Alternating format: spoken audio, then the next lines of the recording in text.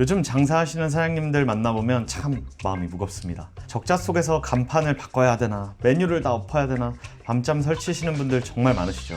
그래서 오늘은 고전하고 있는 평범한 동네 삼겹살집의 실제 장부를 열어보고 이 매장이 과연 어떤 기준으로 업종 변경을 시도해야 생존할 수 있을지 제대로 파헤쳐 보겠습니다. 네, 안녕하세요. 짠돌이 형제 세무사 김찬희. 외식업자 김찬우입니다. 반갑습니다. 와.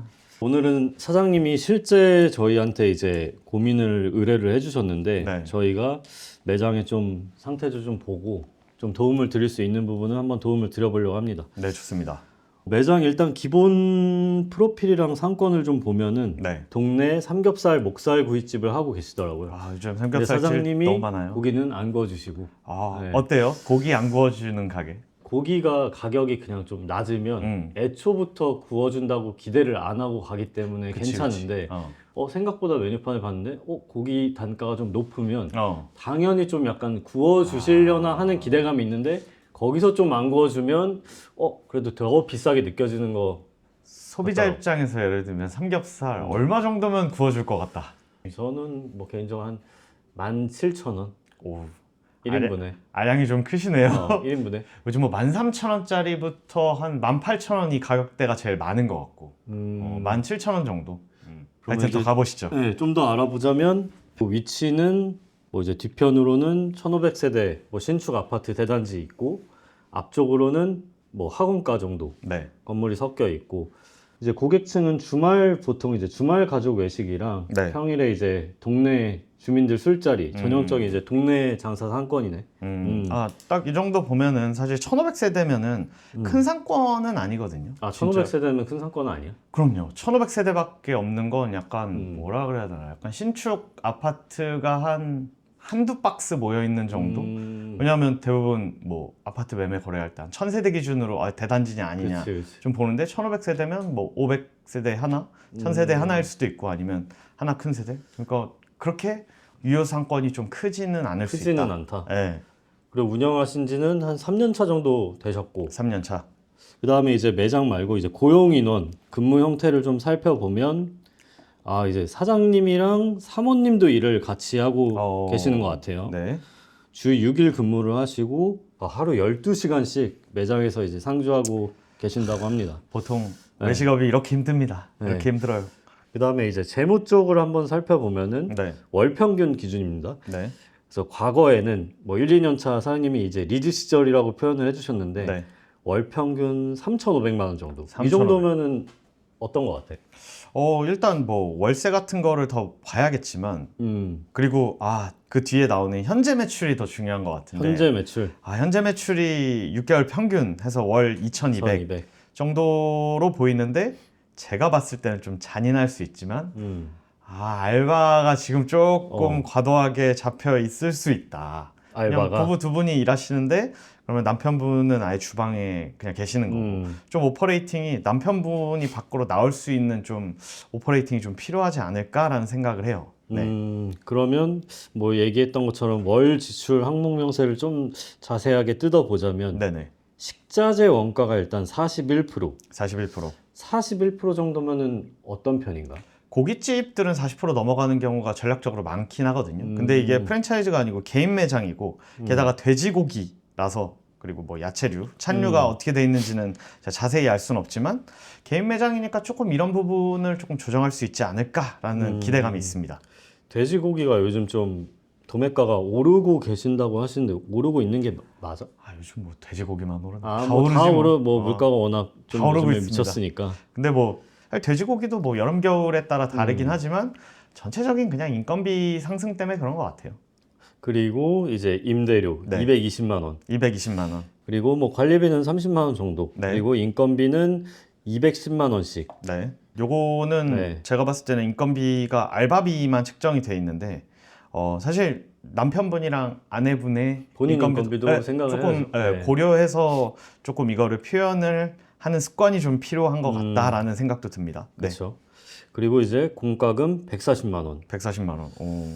저 고깃집을 안 해봐서 그런데 되게 많이 나오네. 공과금. 왜냐하면 고깃집은 밖에 숯들이 들어갈 거 아니에요. 그러니까 에어컨을 좀 에어컨을 빵빵하게 계속 틀어야 되니까. 여름에는 뭐 오지게 틀어야 됩니다. 네. 그러면 월 순수익이 이제 아까 지금 기준으로 평균 2,200만 원에 네. 총 지출이 한 1,930만 원 정도. 네. 그럼 월 순수익이 한 268만 원 정도 남네요. 여기에 그게 네. 빠져 있는 것 같아요. 세금. 그쵸. 네. 부가세, 종합소득세가 맞아요. 빠져 있고. 그리고 사실 여기 또 숨어 있는 비용들이 이제 가끔 또 뭘 고치거나 뭘 사야 되거든요. 이거는 정말 한 달 동안 우리 매장에 아무 일도 없었을 때 나가는데 돌발 비용 같은 거. 갑자기 네. 또 삘 받아가지고 오늘 매출이 많이 나와서 막 회식을 하기도 하고 아, 막 이런 그쵸. 경우들이 정말 많거든요. 그러니까 그런 돌발 비용과 세금이 빠져 있는데 268만 원이다. 월 매출 2,200에 정말 뭐 영업이익 같은 개념으로 보면 한 10%대 정도, 10% 좀 넘는. 이게 진짜 느낌이죠. 좀 어려운 게 네. 그 예를 들어서 그냥 모르는 사람들이 네. 그냥 월에 2,200씩 매장에서 그냥 나온다라고 한다면 네네. 되게 2,200이면 큰 돈이니까 매출만 봤을 때는 그렇죠. 되게 잘 되네라고 했지만 이렇게 하나하나 뜯어보면 사실상 남는 게 거의 뭐 268만 원도 안 되겠죠. 네네네. 세금 빼면은. 네, 두 분이 그럼 두 분이서 일하시는데 260만 원도 이제 안 되는 수준이라고 하면은 이게 사실 너무 적은 거죠. 예. 네. 그래서 사실 지금 하루 12시간 매장 상주를 남편분과 아내분이 주 6일 근무. 그러니까 이거를 사실 시급으로 환산하면 다른 매장에서 내가 일을 해도 더 많이 벌 수도 있는 그런 지금 좀 아쉬운 구조를 지금 유지하고 있는 거죠. 그렇죠. 네. 그러면은 이제 대표님이 업종 변경을 좀 결심하게 된 결정적인 계기를 좀 적어 주셨는데 네네. 강력한 경쟁자의 등장 한 4달 전에 네. 150m 거리에 있는 네. 대형 프랜차이즈 뭐 상호는 적어주셨지만 제가 뭐 말씀드리긴 좀 그렇고 네네. 무한리필 고깃집이랑 네. 목살 전문점이 동시에 들어왔다. 목살 전문점 하면 생각나는 데가 몇 군데.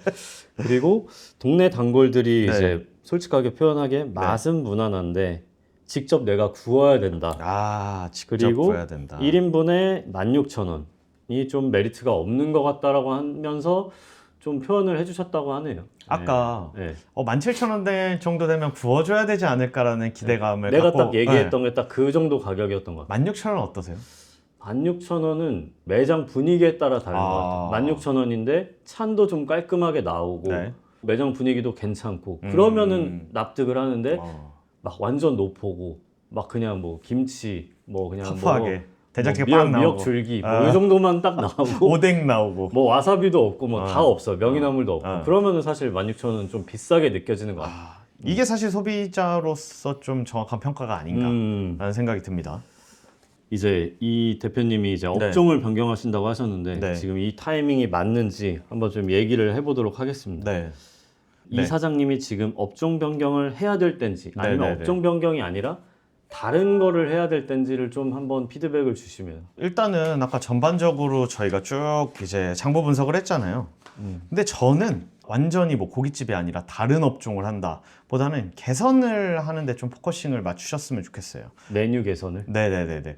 왜냐하면 고객이 2,200이면 아예 없는 건 아니거든요. 그리고 부부분들이 일할 수 있는 노동력이 있고 막 혼자 하는 매장이 아니시잖아요. 그러니까 조금 개선을 해보고 정말 정 안 될 때는 폐업이든 업변이든 조금 더 업변이라는 건 일단 비용이 많이 들잖아요. 인테리어도 바꿔야 될 다 수도 있고 살아야 되니까. 기물도 바꿔야 될 수도 있고 이게 프랜차이즈면 더 큰 비용이 드니까 일단 개선에 좀 포커싱을 맞춰 보시는 게 어떨까 하는 생각이 좀 있어요. 그러면은 내 가게는 지금 뭐 억지로 버틸 게 아니라 업종 변경을 해야 되는구나 이런 네. 뭐 판단 기준이 뭐 있나? 아까 말씀드린 것처럼 숫자가 아예 안 나오는 구조들이 업종 변경을 해야 된다고 생각하거든요. 지금 뭐 2,200 정도 이제 매출이 나오는데 지금 식자재 원가 41%고 임대료 220이면 대략 10% 정도 그리고 이제 인건비 알바 인건비만 10% 그러니까 뭐 점주님들 인건비까지 하면 확 올라가겠죠.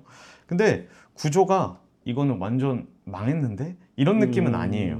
왜냐하면 임대료도 조금 더 매출 일으키면 조금 더 개선이 가능하고 식자재 원가도 프랜차이즈가 아니기 때문에 찬 구성이나 아니면 지금 삼겹살, 목살 위주로 판매를 하고 계시는데 제 의견은 뭐 뒷고기 그러니까 뭐 두항정, 볼살, 뒷목살, 등심, 갈매기살 약간 이런 껍데기 이런 쪽으로 약간 주류 판매를 좀 촉진하는 방향으로 좀 더 저렴하게 직접 구워 먹는 거에 대한 불만을 좀 줄이면서 동네 사람들을 좀 불러 모을 수 있는 형태로 지금 시설을 그대로 사용하면서 개선을 하면 좀 여지가 있는데 라고 생각을 해서 이게 무조건 업종 변경을 할 숫자가 안 나오는 구조는 지금 아닌 것 같다 라고 보입니다. 그러면은 네. 폐업보다 업종 변경이 나은 경우가 있을까요? 그런 경우들이 있어요. 예를 들면 내가 외식업을 하다가 잘 안 됐어. 그래서 폐업을 할 거냐 업종 변경을 할 거냐. 근데 또 내가 또 외식업을 할 거야. 나 이거 말고는 사실 다른 거를 해본 경험도 없고 할 자신도 없고 생각도 없어. 그러면 저는 그 자리에서 숫자가 월세가 막 미친 듯이 비싸다. 그런 게 아니면 업종 변경을 해서 조금 아이템을 다시 한번 고민해서 조금 해보는 게 폐업보다 나을 것 같다라는 생각도 있고요. 그리고 폐업이라는 것도 돈이 되게 많이 들어요. 뭐 철거도 해야 되고 네. 전부 다 인테리어도 다시 해야 네. 되고 하니까. 이 지역 같은 경우에는 제가 봤을 때는 권리금을 많이 받아서 나갈 수 있는 지역은 아니에요. 그러니까 폐업을 하는 것보단 한 번 더 좀 완전 최소한의 비용으로 업종 변경까지는 아니지만 좀 개선을 시도하는 게 낫다고 보고요. 그리고 상권이 살아있는 경우들이 있어요. 내가 오픈빨이었지만 오픈빨이 지나고 나서 오픈빨에 3,500, 지금 2,200 정도면 상권이 완전 사라진 상권은 아니라고 생각해요. 막 지금 뭐 1,000만 원, 500만 원 막 매출이 나오고 있다. 그러면 이거는 상권이 안 좋아지면 이거는 자영업자 개인이 개선할 수 있는 문제는 아니거든요. 그래서 상권이 살아있을 경우, 그리고 플러스 내가 그래도 자금 여력이 조금이라도 있어. 뭔가 개선을 해볼, 그리고 내 능력치가 있어. 그러면 폐업보다는 업종 변경이 조금 더 나을 수도 있다라는 생각을 합니다. 네, 그러면은 이제 사장님이 그럼 무엇으로 어떻게 좀 돈을 벌 것인가? 네. 사장님이 만약에 그럼 새 아이템을 고를 때 네. 반드시 지켜야 되는 철칙 같은 걸 팁을 좀 준다면? 저는 지금 고깃집을 하고 계신데 이 업변을 고민하시는 이유가 뭐 매출 하락도 당연히 있겠지만 옆에 경쟁자들이 너무 많이 생겨서 앞으로 추가 매출 하락이 좀 우려되는 상황이기도 한 것 같아요. 그래서 아이템을 볼 때 같은 고깃집이어도 다 수요가 똑같은 게 아니거든요. 어떤 데는 애기 유모차 끌고 들어가서 되게 널찍한 고깃집일 수도 있고, 어떤 데는 약간 회식할 수 있는 대형 테이블 갖고 있는 고깃집일 수도 있고, 어떤 데는 약간 보은을 하는 고가 한우집일 수도 있고, 아니면 제가 제안 드리는 건 완전 동네 형이랑 나랑 깡통집처럼 그냥 쓰레빠 끌고 가서 소주 한잔 할 수 있는, 둘이 막 때려 먹어도 막 5만 원, 뭐 때려 먹어도 막 6만 원 이렇게 해결되는 가게들이 다 다르기 때문에 내가 하는 고깃집이 이 상권과 궁합이 어떤가, 그리고 내가 하는 고깃집이 이 경쟁 강도가 어떤가, 고깃집의 용도를 정확하게 좀 분석을 하셔야 될 것 같아요. 그럼 아까 얘기했던 것처럼 이제 뭐 네. 뒷고기로 만약에 정했다고 치면은 네, 이게 또 아이템만 바꾼다고 또 끝이 아니라 맞아요. 지금 하시던 것처럼 사장님 사모님이 이제 몸 갈아 넣어서 네. 또 남는 게 없으면 맞아요. 어차피 또 이제 현타 오고 또 망할 텐데 네. 그러면 새 업종의 매출이나 좀 운영 구조 같은 거는 좀 어떤 식으로 좀 짜야 될까? 일단 지금 보면 남편분이 이제 주방 총괄 및 고기 손질 식자재 장보기, 사실 이 역할은 장사하는 중이 아니라 장사 전에 미리 고기 손질도 뭐 장사하면서 하시진 않잖아요. 미리 하는 역할들에 가까워요. 그러니까 같이 와이프분이랑 홀을 보시고 카운터랑 뭐 이런 거를 같이 운영할 수 있을 것 같은데, 파트타이머 인건비를 조금 뭐 주말엔 당연히 써야겠지만 평일엔 조금 최소화 하신 다음에 뭐 예를 들면 고기 손질을 다 해서 프랩을 해서 메뉴 구성을 잘해서 막 1인분 시키는 게 아니라 좀 세트 메뉴 구성을 만들어서 오시면 무조건 뭐 돼지 뒷고기 세트, 중짜 소짜 이렇게 뭐 5개, 3개 이렇게 준비해 놓고 그냥 된장찌개만 척척척척 끓여서 나가는, 중간중간 서빙도 하고, 그러니까 결국에 몸 갈아 넣어서 만드는 구조도, 그러니까 인건비를 예를 들면 제가 추천해 드리는 건 두 분도 한 300씩 받는 직원이다라고 평가를 하셔서 25%에 맞추는 구조를 만들어야 된다. 결국에 파트타이머 분들을 조금 줄여야 되는 상황이 아닌가라는 생각이 들고요. 그리고 월세야 당연히 고정적으로 나가는 비용인데 매출을 조금씩 더 올려서 최소 8%에서 6%대로 가면 정말 나이스한 구조가 될 것 같고, 그리고 원가율도 마찬가지로 지금 삼겹살 가격이 뭐 당연히 많은 분들이 드시니까 올라갈 수밖에 없는 거고, 그리고 쌈채소도 이렇게 막 깻잎, 상추 다 주시면 정말 쉽지 않아요. 그러니까 이거를 반찬으로 조금 더 오래 갈 수 있는 반찬으로 좀 더 커버를 한다든지. 근데 네. 예를 들어서 식당 가면은 네. 어떤 데들은 그릇이 이만한데 막 깻잎 막 2장 주는 데도 있고. 근데 맞아요, 그건 맞아요. 알겠어. 깻잎을 뭐 사람들이 잘 안 먹으니까. 네네네네. 그런 기준은 어떻게 잡아? 예를 들어 뭐 네. 많이 주면은 또 뭐 소비자 입장에서 여기 되게 많이 주네라고 하지만 사장님 입장에선 하나도 안 먹어. 그럼 또 그거 다 버려야 되잖아. 맞아요. 내 생각에는 어쨌든 고깃집이라는 건 동네에 딱 하나만 있는 경우는 없어요. 옆 가게를 기준으로 잡아야 된다.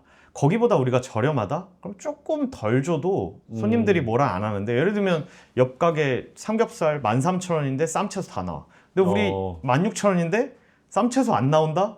이거는 당연히 선택을 받을 확률이 낮다.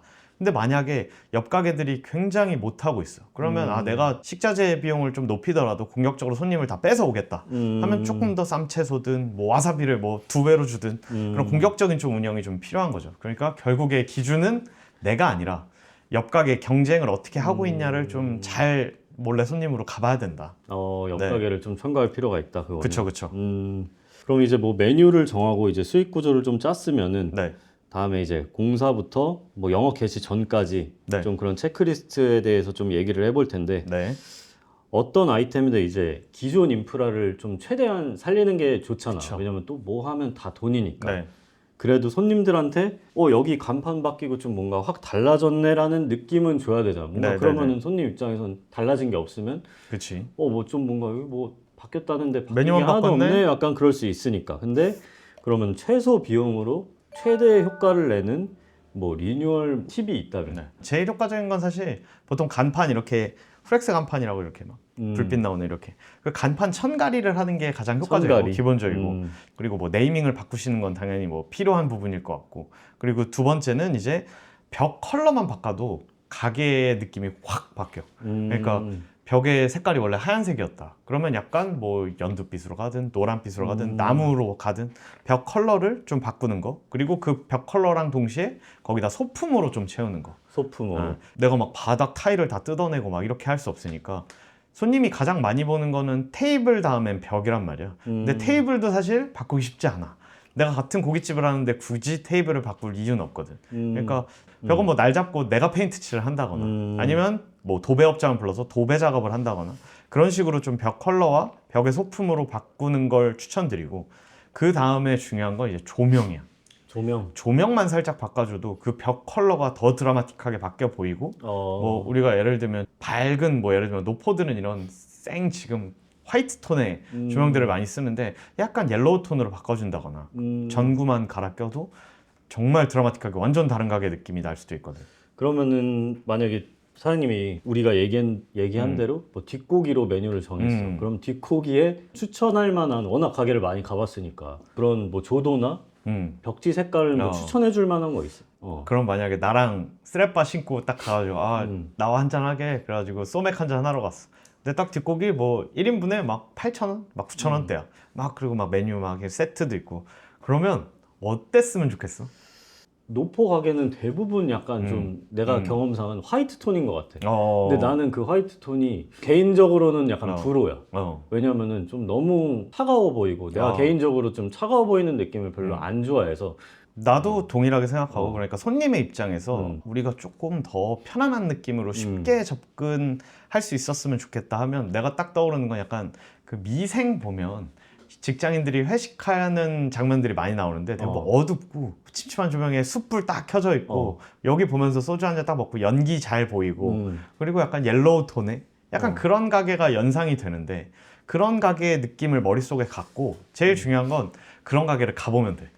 그치, 그런 가게에서는 괜히 또 소주 한 잔 더 시키게 되고 그런 가게를 가서 벤치마킹을 하는 거야. 여긴 조도가 한 요 정도구나, 색깔이 요렇구나, 깡통 테이블이구나, 의자도 너무 편안한 이런 쿠션형이 아니라 그냥 약간 옷 집어넣고 약간 연기 막 나는, 그러니까 그 레퍼런스를 잘 삼으시고 내가 막 머릿속에서 뭘 창작해야지 이런 거보단 정말 엇변이니까, 정말 내가 잘 하는 게 훨씬 중요하니까 레퍼런스를 잘 찾아서 우리 동네에 저런 가게가 필요해 라고 하면 그 가게에 조명이든 기물이든 이런 것들을 많이 따오셨으면 좋겠어. 그러면은 너가 워낙 뭐 고깃집을 많이 다녔으니까 여기는 한번 좀 가보시면은 되게 분위기가 좀 일반적이지 않고 사장님이 좀 참고하기에 괜찮을 것 같다라고 하는 생각나는 데 있어. 이 엄청 노포거든요. 여기가 아직 있는지 모르겠는데 옛날에 삼각지에 삼각정이라는 가게가 있었어. 나는 처음 듣네. 거기도 뒷고깃집인데 좀 충격적인 레퍼런스긴 한데 가게에 에어컨이 없어. 옛날엔 그랬어. 지금은 모르겠어. 꽤 옛날이라. 많이 충격적. 근데 막 너무 더운데 직장인들이 땀 뻘뻘 흘리면서 거기서 다 먹고 있어. 그냥 다 스레빠 신고 오는 사람들, 직장인들 막 섞여서. 근데 아줌마가 돌아다니면서 등 뒤에 차가운 물티슈를 껴서 근데 근데 막 그게 되게 재밌는 풍경이고 웃겨. 근데 그걸 꼭 거기 따라라가 아니라 거기에 분위기가 있어, 특유의. 그러니까 여기는 그냥 되게 격식 없이 편하게 올 수 있는 곳이다. 그냥 사장님도 손님 오면 왔어 약간 이렇게 하는 분위기. 그런 것도 있고, 그리고 메뉴를 참고하시려면 우리 동네 한성집이라고 있거든. 되게 작은데 깡통 테이블이고 그냥 나도 와이프랑 가끔 그냥 쓰레빠 신고 갔던 데거든. 그냥 뭔가 고민 안 하고 삼겹살 뭔가 헤비한데 그리고 맥주 한잔 해야 되는데 할 때 그냥 부담 없이 가서 그냥 막 시켜가지고 막 먹고 나오는 그런 느낌의 가게들을 조금 레퍼런스 삼아서 찾아보셨으면 좋을 것 같다. 그러면은 이제 공사가 진행 중이야. 네. 그리고 이제 참고하셨어. 다 공사 이제 하고 계시고 오픈 이제 임박해서 뭐 한 1, 2주 전이야. 그러면은 바뀐 업종에 대해서 좀 미리미리 좀 준비해야 될 체크리스트 같은 게 좀 있다면? 사실 너무나 많지만 이게 거기에 포커싱을 맞춰야 될 것 같아. 업종이 바뀐다. 같은 자리인데 사장님도 똑같은데 심지어 뭔가 변화한다는 걸 고객들한테 인지를 시켜야 되거든. 물론 어떤 식으로 인지를 시켜야 돼? 뭐 간판 바뀌고 조명 바뀌고 이런 거 다 좋아. 근데 그게 바뀌었다는 걸 알 수가 없어, 고객이. 맨날 그치. 거기를 뭐 관심 갖고 지나가는 핵단골 아닌 이상. 그래서 업종이 바뀌거나 같은 자리에서 사장님이 다른 업종을 하면 보통 오픈 이벤트 같은 거래. 막 소주 1,000원 막 이런 거 말고, 그러니까 뭔가 우리가 바뀌었으니까 오시면 뭐 예를 들면 우리 메인 메뉴 중에 하나인 뭐 볼살을 뭐 100g을 서비스로 드린다든지 1인분을 공짜로 준다든지 뭔가 그런 거나, 그리고 온라인 네이버 같은 데를 싹 새 단장을 해야 되거든. 인테리어를 다 바꾸는 건 돈이지만 네이버 플레이스, 그러니까 뭐 예를 들면 평촌이었다 이 동네가, 평촌 고깃집 딱 쳤을 때 우리가 몇 번째이든 나올 거 아니야. 그때 보여지는 메인 사진, 이름, 뭐 이런 메뉴, 이런 것들도 일종의 온라인 인테리어거든. 그런 거는 돈이 많이 들지 않으니까 싹 바꿔야 돼, 완전. 다른 가게네? 완전히. 그러고 막상 가보니까 나 여기 저번에 왔던 삼겹살 집인데 다른 사장님이 바뀌었나 보다. 그래서 들어갔는데 메뉴도 다 바뀌었어. 조도도 바뀌어 있어. 간판도 바뀌어 있어. 그러면 진짜 여기 별로였어? 막 이러면서 앉아서 먹고 있는데 똑같은 사장님 나와. 그냥 그런 거야. 그러니까 소비자는 사실 우리 가게에 관심이 없어. 새로 오픈을 하든 여기가 바뀌었네, 그런 거를 잘 모르시니까 완전히 다른 가게라는 이미지를 드리는 게 되게 중요하다. 그러네. 근데 너가 얘기했던 것처럼 소주 1,000원보다 그렇게 메뉴를 주는 게 좀 더 나은 거야. 나는 사실 낫다고 평가하지는 않아, 그런 오픈 이벤트를. 근데 다만 이거는 업종을 바꾸는 거기 때문에 소위 말해서 어그로를 좀 끌어야 되거든. 근데 형, 소주 1,000원이어서 가본 가게 있어?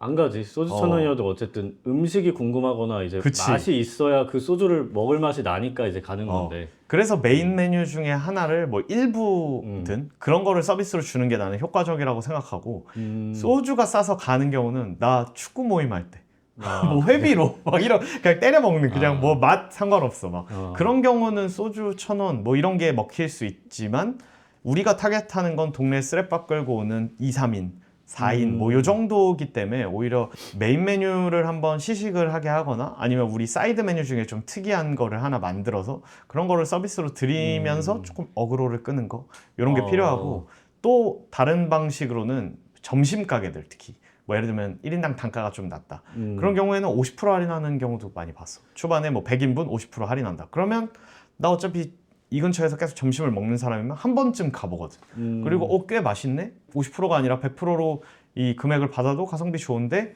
라는 자신감이 있으면 그런 걸 해도 되는데, 고깃집은 솔직히 50% 하긴 좀 쉽지 않다.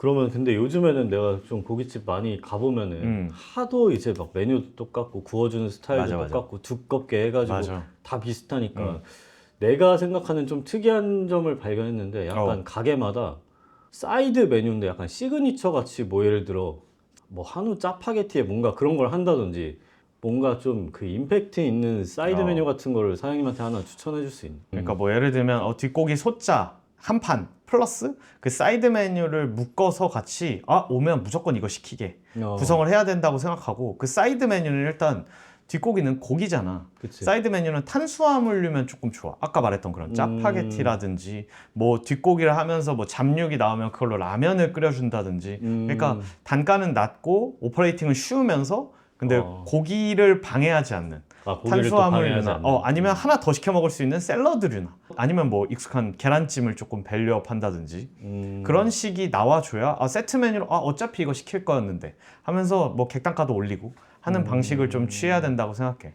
그럼 이제 업종 변경할 때 이제 세무 사항에 대해서 요거는 좀 내가 할 얘기가 있을 것 같은데. 그러니까 업종 변경이라는 게 사실 완전히 아예 뭐 고깃집에서 갑자기 동태탕집으로 갈 수도 있는 거고 아니면 고깃집에서 지금처럼 유사한 고깃집으로 갈 수도 있는데 혹시 업종 변경을 하면서 세무적으로 좀 고려해야 될 사항이 있는지.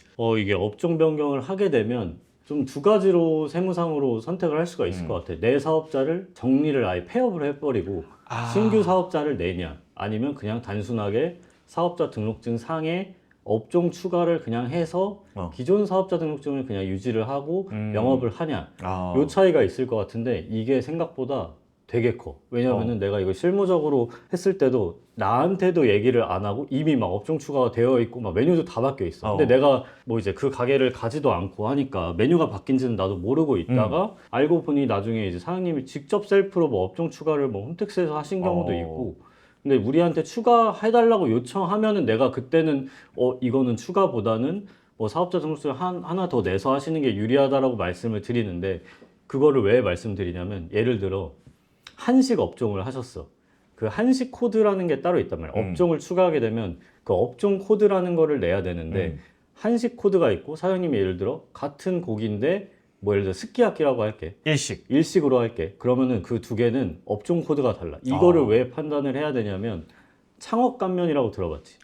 그 감면이 되게 크잖아, 혜택이. 너무 크지. 뭐 이제 50%에서 최대 100%까지도 받을 수 있는데 그거를 그냥 사업자 기존 한식에다가 스키야키를 그냥 추가를 해버리면 창업 감면을 안 해줘. 왜냐면 이거는 창업이 아니라 세무서에서 보기엔 기존 사업의 그냥 확장이라고 보는 거야. 그러니까 창업의 개념이 아니라고 보는 거지, 세무서에서는. 근데 예를 들어 이거를 사업자 등록증을 새로 냈어. 폐업 처리를 해버리고 다 인테리어도 갈고 어차피 인테리어는 일식으로 하니까 갈 거니까. 그러면은 창업 감면이 또 돼. 좋다. 그래서 이거를 좀 미리 상의를 꼭 하셔야 돼. 근데 예를 들어서 근데 같은 한식으로 하게 되면은 코드가 또 똑같아서 그거는 업종 추가나 새로 이제 폐업해서 사업자 등록증을 내는 거나 그거는 이제 별 차이가 없는데, 예를 들어 한식을 하다가 내가 일식이든 뭐 태국 요리든 외국식 음식으로 가시려면 그거는 이제 감면을 어떻게 보면 한 번 더 받을 수 있는 여지가 생기는 거거든. 그럴 때는 꼭 미리 이제 세무사랑 좀 상담을 꼭 할 필요가 있지. 왜냐면 이게 세제 혜택이 워낙 크기 때문에. 이건 꼭 좀 챙기셔야 될 부분인 것 같아요. 이거 꼭 강조해 주세요. 그 다음 질문도 사실 연결되어 있는 건데 업종 변경을 할 때 그러니까 기존 사업자 등록증을 폐업해야 하는지, 그러니까 아까 말씀해 주신 뭐 예를 들면 우리가 감면받을 게 있다 그러면 폐업을 하는 게 좀 맞고, 근데 막 그런 분들도 계신 것 같아요. 나 이 사업자 뭐 딴 데 좀 쓰고 싶다, 뭐 아니면 막 이 통장 유지하고 싶다 하는데 이런 부분은 어떻게 보세요? 그러면은 내 경험상 이제 사업자를 내는 경우가 유리한 경우랑 사업자를 그냥 유지하는 게 유리한 경우로 좀 나눠서 보면은 유지하는 게 유리한 경우도 있어요. 예를 들어 기존에 대출이 많이 껴있어. 근데 그게 폐업하는 순간 내가 갚아야 되고 새로운 사업자로 승계가 안 돼. 그런 경우는 어쩔 수 없이 유지를 해야 돼. 그런 경우는 어쩔 수 없어. 그거랑 하나가 더 있는 게, 이거는 사장님들도 잘 모르시는 경우가 많아. 예를 들어 초반에 인테리어를 막 많이 하잖아. 예를 들어 인테리어에 막 5억 10억을 태워서 그걸 이제 감가상각이란 항목으로 이제 비용 처리를 해서 장부에 남아 있어. 그 1억 원을 써서 비용 처리를 하고 예를 들어 그 인테리어가 자산으로 한 8천만 원이 남아 있으면 이거를 내가 그냥 폐업 처리를 해버리면 부가세를 일부러 뭐 폐업 시 잔존제어라고 해서 토해내야 돼. 그걸 사장님들이 보통 몰라. 몰라서 이거는 꼭 뭐 세무사랑 상의를 해봐야 되지만 폐업 시 잔존제어에 대한 개념을 그냥 간단하게만 설명을 하면 예를 들어 뭐 인테리어나 뭐 이제 비품 같은 거를 사업을 위해서 샀어. 그럼 내가 부가세 10%를 공제를 받잖아. 그럼 세무서에서는 야, 우리 부가세 10% 공제해줬으니까 너 이거 사업용으로 열심히 써서 부가세 그냥 잘 내, 갚아. 이런 개념인데 내가 그거를 도중에 폐업해버리면 너 왜 예전에 10% 공제 받았는데 그거 다시 부가세 너가 가져간 걸로 봐서 우리는 그냥 부가세 다시 추징할 거야, 약간 이런 개념이거든. 그래서 이거는 무조건 뭐 기한 없이 다 내는 게 아니라 뭐 5년이면 5년 정해진 좀 기한이 있어서 그거는 이제 장부 올라가서 그 세무사가 보통 알고 있으니까 세무사랑 저희 혹시 폐업하게 되면은 부가세 좀 토해내야 될 게 있는지를 먼저 좀 체크도 하시고 대출도 예를 들어 사장님이 너무 오래전에 뭐 이렇게 거치식으로 받으면은 거치식이면 당분간은 안 내도 되거든. 근데 그거를 그냥 까먹으시는 대표님도 있어. 그래서 저 그냥 폐업 처리해 주세요 막 이러거든. 근데 또 그게 승계가 안 되면 좀 큰 문제가 생기니까 그 두 개를 꼭 체크해 보시고 그 다음에 폐업으로 갈지 그냥 유지로 업종 추가를 갈지를 좀 결정하면 좋을 것 같아요. 요거는 그러니까 꼭 체크를 하셔야 된다. 사업자 등록증 폐업은 대출과 부가세 이 두 가지 때문에 좀 디테일하게 고려해 보시고 세무사분이랑 상의를 해보시고 그게 가장 결정하시라. 내가 실무적으로 겪었을 때 빈번하게 일어나는 두 가지야. 그럴 것 같아요, 진짜. 그러면 아까 부가세 얘기를 했는데 당장 부가세 낼 돈이 없는 사장님들도 많을 텐데 그 부가세가 튀어나오면 이런 거 혹시 뭐 방법이 있을까요? 근데 이거는 부가세라는 개념을 나는 항상 설명을 드리는데 근데 개념은 사실 아셔도 맡아둔 돈이다. 이거는 내가 벌어서 내는 게 아니라 소비자들한테 받아서 내가 그냥 세무서에 대신 내는 비용이다라고 말씀을 드려도 세이브를 내가 안 해놓는 경우가 대부분이에요. 왜냐면 그렇죠. 뭐 이렇게 아까 얘기했던 돌발 비용이 나갈 때도 네. 있고 그럴 때는 이제 뭐 내가 킵해둔 비용을 또 써야 되니까. 네.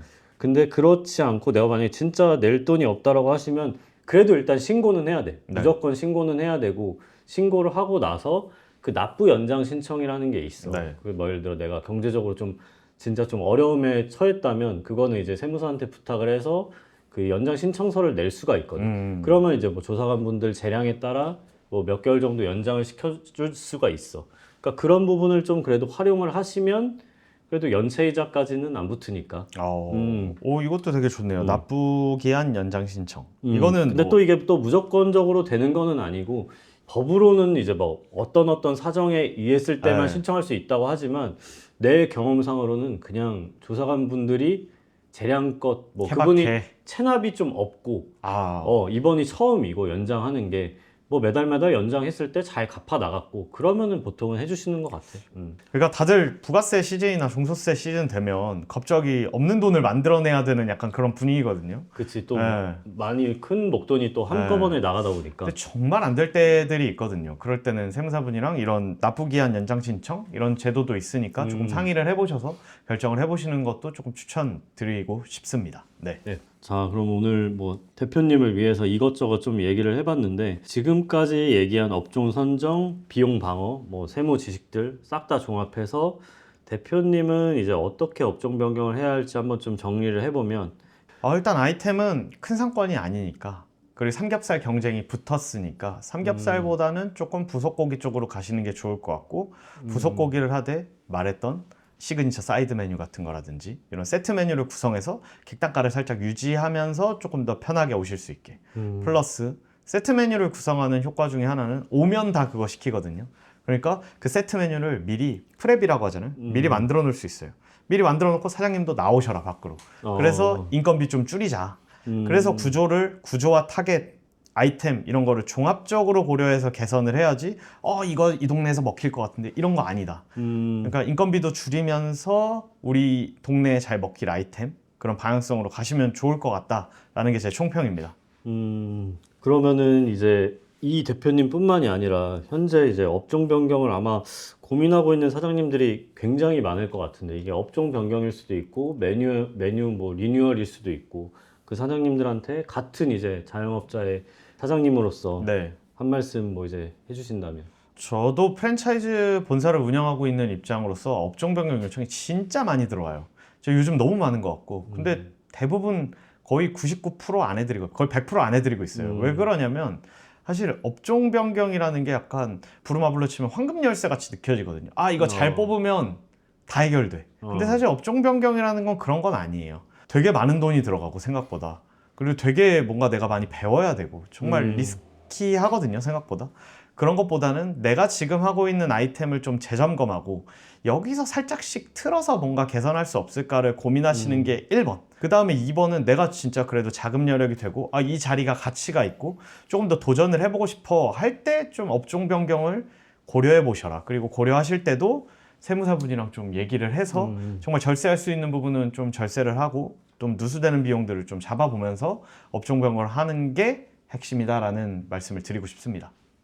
저도 이제 한 말씀 드리자면 그냥 황금 열쇠 뽑듯이 그냥 혼자 그냥 뭐 아니면 도 그냥 이거 뽑아볼까? 다른 이업 부처로 좀 해볼까? 바꿔? 그렇게 좀 너무 무리수를 두지 마시고 네. 주위에 이런 뭐 요식업 뭐 이런 분들이 있다면 한번 상담도 한번 받아보시고 댓글 남겨주세요. 아니면 세무적인 부분은 뭐 저 같은 전문가를 좀 찾아가셔서 네. 좀 미리미리 좀 이런 거에 대한 좀 내용 공유도 해서 허심탄회하게 좀 상의를 하시다 보면 오히려 좀 더 쉽게 풀리지 않을까라고 생각을 합니다. 저희 네. 아직 유튜브 규모가 작아서 댓글 남겨주시면 무료 상담 네. 쌉 가능. 여기 모셔가지고 상담 가능하니까 언제든지 댓글 남겨주시면 감사하겠습니다. 감사하겠습니다. 지금까지 짠돌이 형제의 세무사 김찬희 외식업자 김찬우였습니다. 안녕.